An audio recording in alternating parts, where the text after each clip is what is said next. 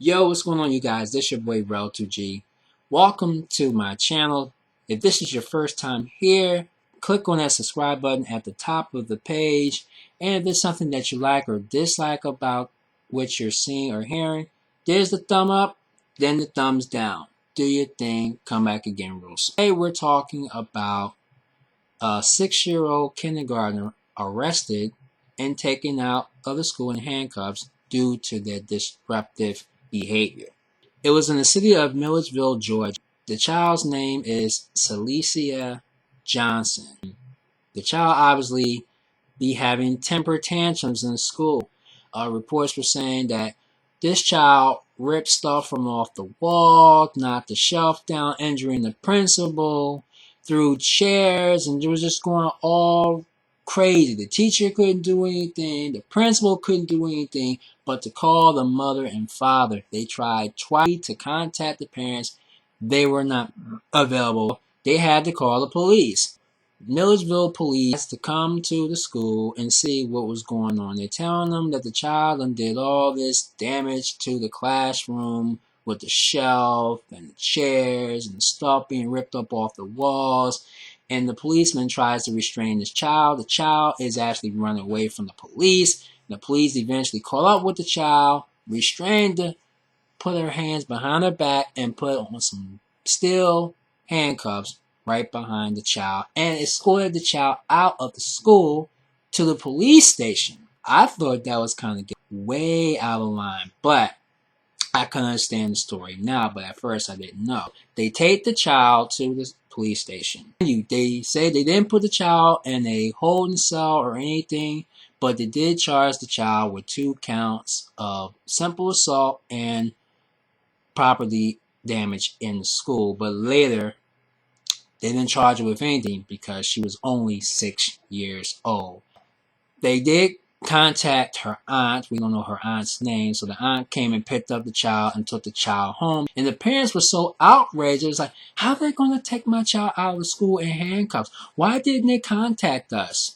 Obviously, they did contact you, but you wasn't available. Obviously, there was a number you didn't have that wasn't on file, or there was nobody home at the time, and even they tried to call somebody else, they weren't available. So they had to call the police. They're mad. They want to investigate this incident that happened in the school with community activists and whatever. And even they're trying to get Reverend Al Sharpton to find out the situation. It's just kind of crazy, but I'm going to have my say here. I agree with the school by arresting this child because of their disruptive behavior. The school tried 2 times to contact the parents. Nothing happened. The teachers did not supposed to do anything but to try to calm the child down. It wasn't working. The principal tried to do the same thing and it wasn't working. You can't grab on a child because that's a way of abuse and you get in trouble. They can't get in contact with the parent. They had to call the police. So I have to commend the Milledgeville Police Department for handling this situation. They had to take this child out in handcuffs for the safety of the school, teacher, the students, and the child who is acting up themselves. I would slap the child upside the head if that was my child. Why are you acting up? This is not how you're supposed to be in school. And then the mother says to reporters and whatever that she usually have temper tantrums. So if you got temper tantrums, obviously that's at home. Don't bring your child's temper tantrums to school, disrupting the class and the teacher and everybody else that is in the school. No. I hold the parents accountable because had they been contacted by the school would not have gotten the police involved in the situation, and it wasn't going to be a national debate anyway. So the parents are at fault. The child has some type of mental issues with her behavior. They need to get the child help before they take her back to the school or go to another school and not do the same thing happen over and over again. Because this is what happens. Your child acts up at home, brings it to the school, the teacher's not going to have it.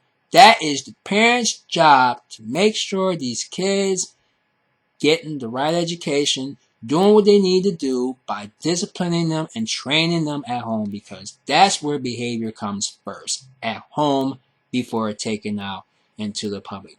The police had to do what they had to do. This debate is still not over because more is going to happen. If this was your child in a situation like this, would you have come up to the school? Did the police go too far in arresting this child, trying to calm the child down, or should the parent be accountable because they were not available to pick up the child from school and the police would not have been involved? Please put your comments at the bottom. Trust me, there's going to be a lot more to this, and I'm going to continue to follow up on this story because it's happening all over the nation. Not just in one place, but in many other places. But you let me know what y'all think. I'm Real2G. Subscribe to this channel. Follow me on Twitter and my second page here on YouTube. Thanks for watching. Come again real soon.